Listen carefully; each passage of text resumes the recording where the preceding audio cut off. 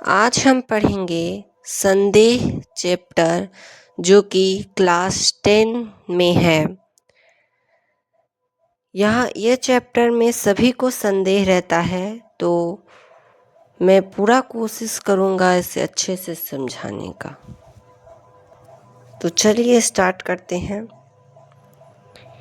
यहाँ पे पहला पात्र है राम निहाल, जो अभी अपना बिखरा हुआ सामान बांधने में लगा हुआ है। यहाँ बुक में लिखा हुआ है, राम निहाल अपना बिखरा हुआ सामान बांधने में लगा।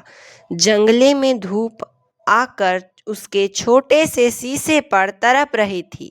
अपना उज्जवल आलोक खंड व छोटा सा दर्पण बुद्ध की सुंदर प्रतिमा को अर्पण कर रहा था, किंतु प्रतिमा ध्यानमग्न थी। उसकी आंखें धूप से चौंधियाती न थी। राम निहाल अपना बिखरा हुआ सामान समेटने में लगा हुआ है। जंगले यानी कि छोटी सी खिड़की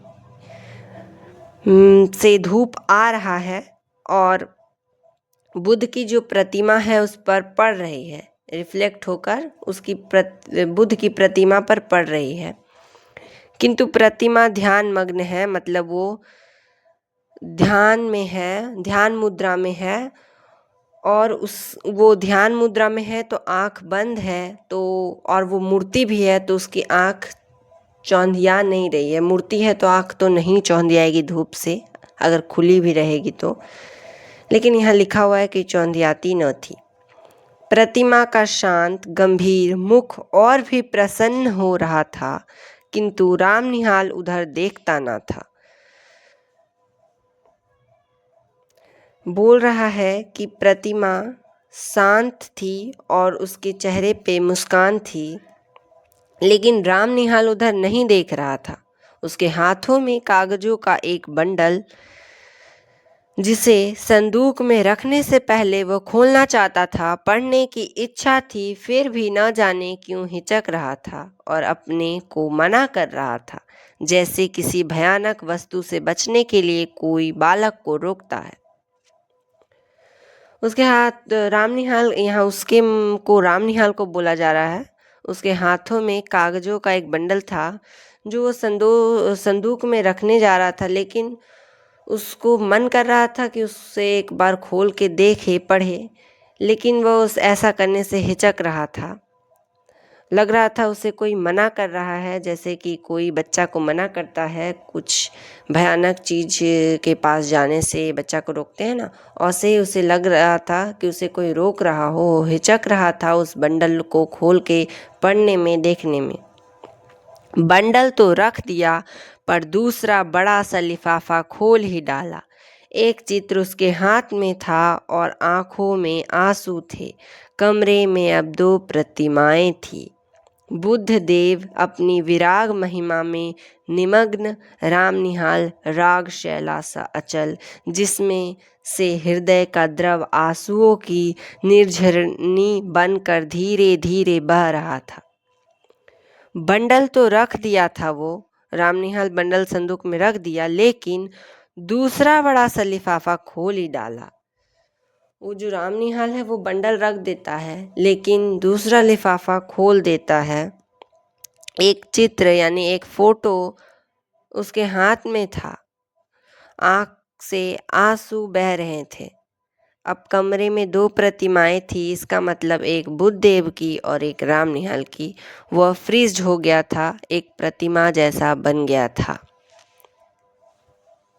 राम निहाल फ्रीज हो गया था क्योंकि वह जो लिफाफा खोला था वह चित्र कुछ ऐसा होगा जिसे देखकर वह मूर्ति की तरह बन गया था, प्रतिमा की तरह।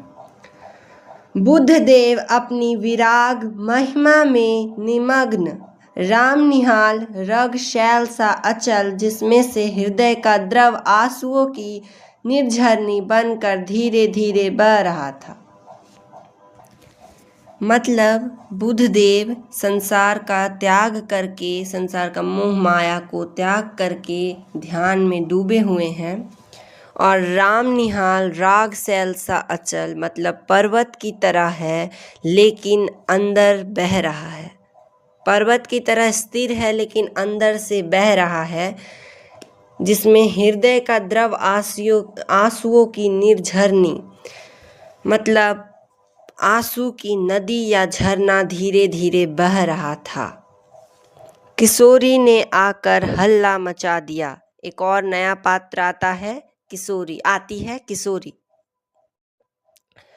भाभी, अरे भाभी, देखा नहीं तूने ना, निहाल बाबू रो रहे हैं, अरे तू चल भी। किशोरी कहती है, एक भाभी है कोई, उसको कहती है कि देखा नहीं तूने राम निहाल रो रहा है, अब चल भी। अब एक और पात्र आती है, श्यामा वहां आकर खड़ी हो गई। उसके आने पर भी राम निहाल उसी भाव में विस्मृत सा अपनी करुणा धारा बहा रहा था। श्यामा के आने पर भी राम निहाल कुछ नहीं हिलता डुलता है, वो श्यामा को नहीं देखता है।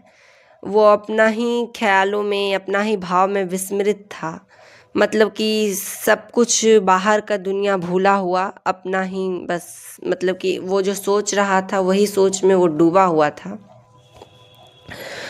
अपनी करुण धारा बहा रहा था, मतलब रो रहा था, आंख से आंसू निकल रहे थे। श्यामा ने कहा, निहाल बाबू। निहाल ने आंखें खोल कर कहा, क्या है? अब निहाल बाबू को जब श्यामा पूछती है कि निहाल बाबू ऐसे बोलती है, तब वो बोलता है क्या है, जोर से। तब फिर वो बोलता है, अरे मुझे क्षमा कीजिए। फिर आंसू पोंछने लगा। श्यामा पूछती है, बात क्या है, कुछ सुनो भी। तुम क्यों जाने के समय ऐसे दुखी हो रहे हो? क्या हम लोगों से कुछ अपराध हुआ है?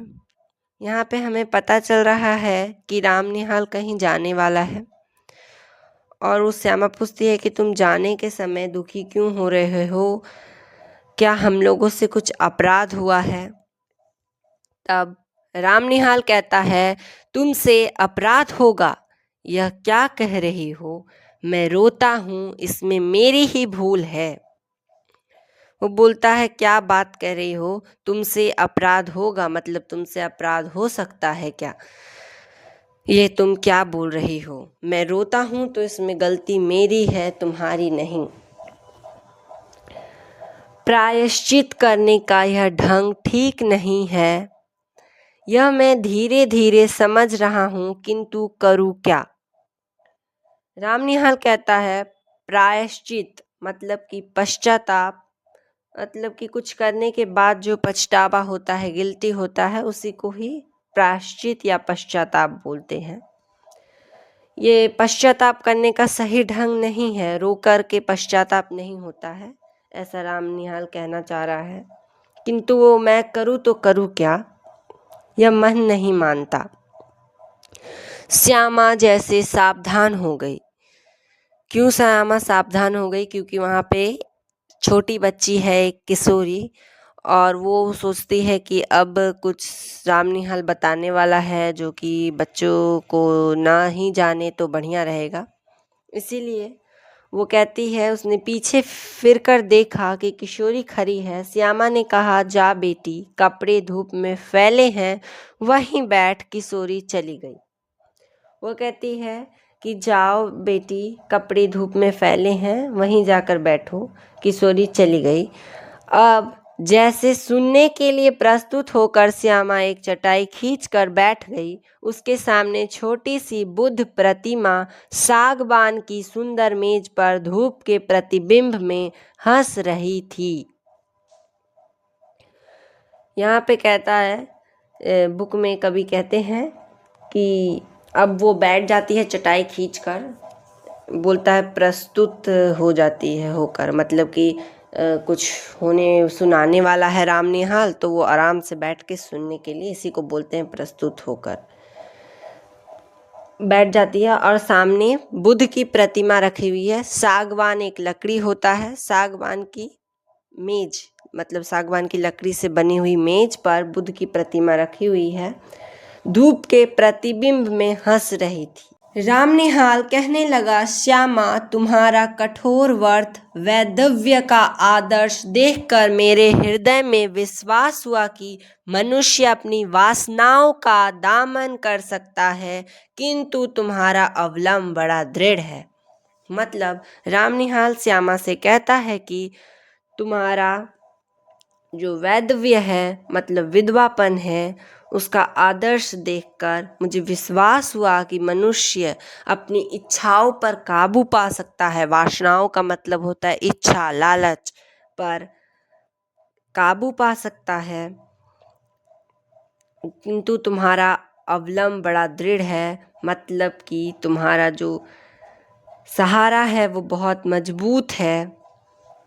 तुम्हारे सामने बालकों का झुंड हंसता खेलता लड़ता झगड़ता है और तुमने जैसे बहुत सी देव प्रतिमाएं श्रृंगार से सजाकर हृदय की कोठरी को मंदिर बना दिया, किंतु मुझको वह कहाँ मिलता। भारत के भिन्न भिन्न प्रदेशों में छोटा मोटा व्यवसाय, नौकरी और पेट पालने की सुविधाओं को खोजता हुआ जब तुम्हारे घर में आया तो मुझे विश्वास हुआ कि मैंने घर पाया। यहाँ पे वह पूरी तरह से श्यामा का ही तारीफ कर रहा है, प्रशंसा कर रहा है।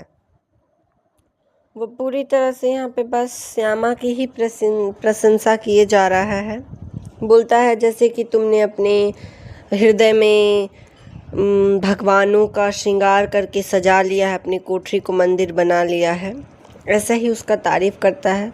फिर वो बोलता है कि मैं भिन्न भिन्न प्रदेशों में गया, बहुत सारी नौकरियां की, व्यापार किया, पेट पालने की सुविधा खोजता हुआ। जब तुम्हारे घर आया तो मुझे लगा कि ये घर घर है, बाकी जगह मुझे अपनापन महसूस नहीं होता है, लेकिन तुम्हारे घर में मुझे अपनापन महसूस होता है। अब आगे देखते हैं। मैं जब से संसार को जानने लगा तभी से मैं गृहहीन था। मेरा संदूक और ये थोड़ा सा सामान जो मेरे उत्तराधिकारी का अंश था, इसका मतलब बोल रहा है कि जब से वह संसार को जानने लगा है, जब से वह अपने होशो हवास में आया है, तब से वह गृहहीन है, मतलब जिसके पास घर नहीं होता है। बोलता है मेरे पास बस ये संदूक और कुछ सामान है जो मेरे उत्तराधिकारी का अंश है, जो उन्होंने दिया था। मतलब कि उत्तराधिकारी मतलब उसके पूर्वजों का जो भी सामान था, उनके मृत्यु के बाद वह उसका हो गया है, विरासत में उसे मिला है। वही है मेरे पास जो मैं अपनी पीठ पर लादे हुए घूमता हूँ, ठीक उसी तरह जैसे कंजर अपनी गृहस्थी टट्टू पर लादे हुए घूमता है। यहाँ पे रामनिहाल कहता है कि मेरा जीवन भी उसी प्रकार हो गया है जैसे कंजर एक समुदाय होता है जिसका परंपरा ही वो होता है कि वो एक जगह नहीं रहता है, घूम घूम कर वो रोजगार करता है, अपनी गृहस्थी टट्टू पर लादे हुए घूमते रहता है। गृहस्थी मतलब पूरा घर का सामान, बर्तन, बिस्तर वगैरह सब कुछ। टट्टू एक घोड़े से छोटा कोई प्रजाति होता है, उस पर सारा सामान लादे हुए वो लोग घूमते रहते हैं। मैं चतुर था, इतना चतुर जितना मनुष्य को न होना चाहिए, क्योंकि मुझे विश्वास हो गया कि मनुष्य अधिक चतुर बनकर अपने आप को अभागा बना लेता है और भगवान की दया से वंचित हो जाता है। बोलता है मैं बहुत चतुर था, इतना किसी मनुष्य को नहीं होना चाहिए। मेरे अंदर बहुत ओवर कॉन्फिडेंट था, बहुत आत्मविश्वास था, मैं बहुत चतुर था, ये वही कहना चाह रहा है जितना मनुष्य को नहीं होना चाहिए। अगर इतना कोई होता है तो अपने आप को अभागा बना लेता है, अनलकी बना लेता है और भगवान की दया दृष्टि से वंचित यानी बिछड़ जाता है। मेरी महत्वाकांक्षा, मेरे उन्नतिशील विचार मुझे बराबर दौड़ाते रहे। मैं कभी कुशलता से अपने भाग्य को धोखा देता रहा, यह भी मेरा पेट भर देता था। कभी कभी मुझे ऐसा मालूम होता कि यह दाव बैठा कि मैं अपने आप पर विजय हुआ और मैं सुखी होकर, संतुष्ट होकर चैन से संसार के एक कोने में बैठ जाऊंगा। किंतु वह मृग मृचिका थी। यहाँ पे राम निहाल बोल रहा है श्यामा को कि मेरी महत्वाकांक्षा यानी बड़े बनने की इच्छा जो थी वो सब कुछ झूठी थी। मुझे लगता था कि मैं एक दिन बहुत बड़ा आदमी बन जाऊंगा और आराम से बैठ कर के पूरा जीवन व्यतीत करूंगा सुख शांति से, लेकिन किंतु वह मृग मृचिका थी, यानी कि वह सब एक भ्रम था जो संभव नहीं हो सका। मैं अब आगे देखते हैं। मैं अब तक जिनके यहाँ नौकरी करता रहा वे लोग बड़े ही सुशिक्षित और सज्जन हैं, मुझे मानते भी बहुत हैं। तुम्हारे यहाँ घर का साथ सुख है, किंतु यह सब मुझे छोड़ना पड़ेगा ही। इतनी बात कहकर राम निहाल चुप हो गया। वो बोलता है कि अब तक मैं जिनके पास नौकरी करता रहा वे लोग बहुत सुशिक्षित मतलब पढ़े लिखे और सज्जन हैं, मतलब ईमानदार हैं, मुझे मानते भी हैं। और यहाँ पे तुम्हारा घर में जो भी मुझे सुख सुविधा और मिला है वो सब अब मुझे छोड़ना ही पड़ेगा। इतना बात कहकर राम निहाल चुप हो गया। अब श्यामा बोलती है, तो तुम काम की बात न कहोगे, व्यर्थ ही इतनी। श्यामा और कुछ कहना चाहती थी कि उसे रोककर राम निहाल कहने लगा, मैं तुमको अपना शुभचिंतक, मित्र और रक्षक समझता हूँ, फिर तुमसे न कहूँगा तो यह भार कब तक ढोता रहूँगा। श्यामा बोलती है ना कि ये सब व्यर्थ की ही बातें क्यों कर रहे हो। आगे वो और भी कुछ बोलना चाहती थी, लेकिन श्यामा को रोकते हुए राम निहाल कहता है कि मैं अगर तुमसे नहीं कहूँगा तो किससे कहूँगा, तुम ही तो मेरी रक्षक हो, शुभचिंतक हो। शुभचिंतक यानी कि जो चिंता करता हो, मित्र हो।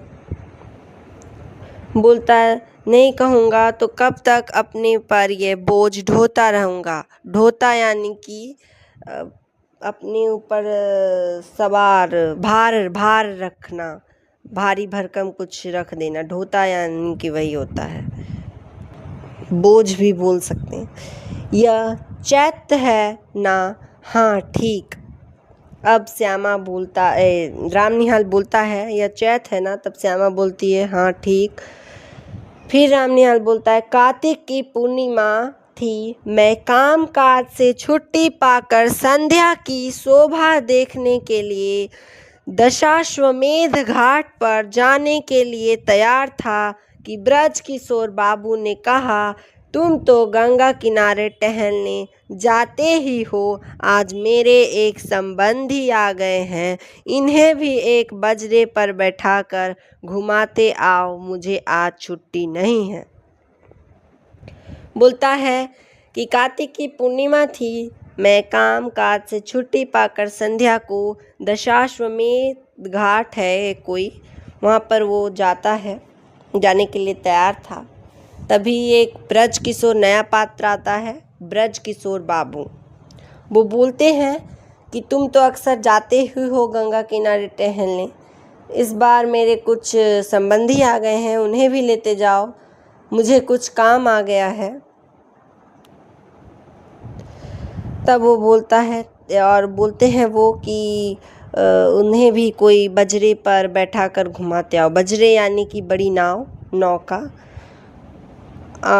ठीक है। फिर आगे स्टोरी में होता है कहानी में, मैंने स्वीकार कर लिया। राम निहाल कहता है कि मैंने स्वीकार कर लिया, वो ब्रज किशोर जो कहते हैं। ऑफिस में बैठा रहा, थोड़ी देर में भीतर से एक पुरुष के साथ एक सुंदर स्त्री निकली और मैं समझ गया कि मुझे इन्हीं लोगों के साथ जाना होगा।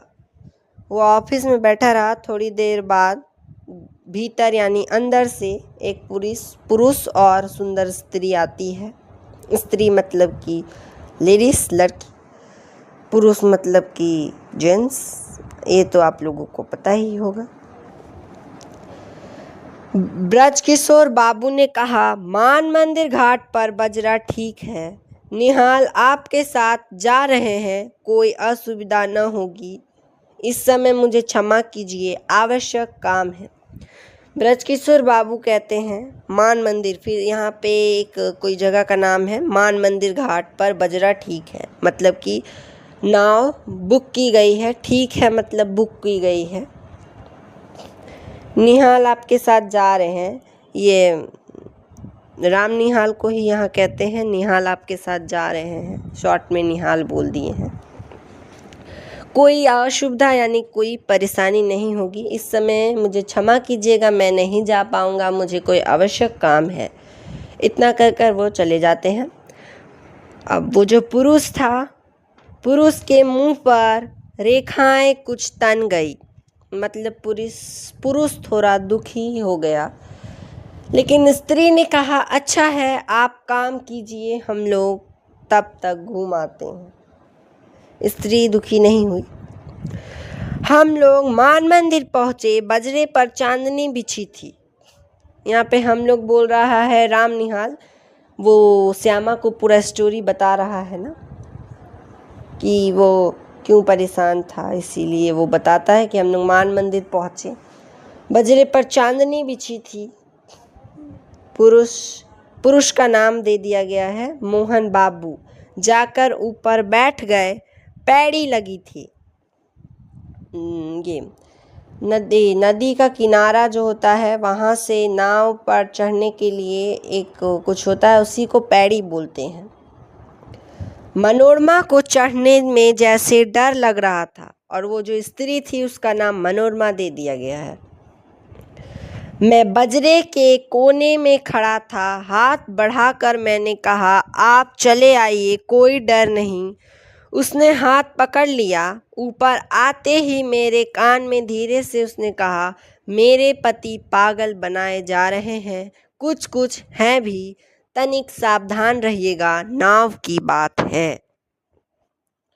मनोरमा को नाव में चढ़ने में डर लग रहा था, इसलिए राम निहाल अपना हाथ आगे बढ़ाकर उसे कहता है, डरिए मत, हाथ पकड़ के आ जाइए बजरे में, नाव में। तब वो आ जाती है और आते के साथ उस राम निहाल के कान में बोलती है, मेरे पति पागल बनाए जा रहे हैं, थोड़े थोड़े हैं भी। मतलब वो बोलती है मेरे पति पागल हैं, उन्हें सब पागल कहते हैं, तनिक सावधान रहिएगा, नाव की बात है। वो पहले ही चेतावनी दे देती है। मैंने कह दिया, कोई चिंता नहीं। यहाँ मैंने कह दिया, ये राम निहाल कह रहा है। किंतु ऊपर जाकर बैठ जाने पर भी मेरे कानों के समीप उस सुंदर मुख का सुरभित निश्वास अपनी अनुभूति दे रहा था। मतलब बोलता है वो जो स्त्री थी मनोरमा, उसने जो मेरे कानों में बोला था वो अभी भी मुझे सुरभित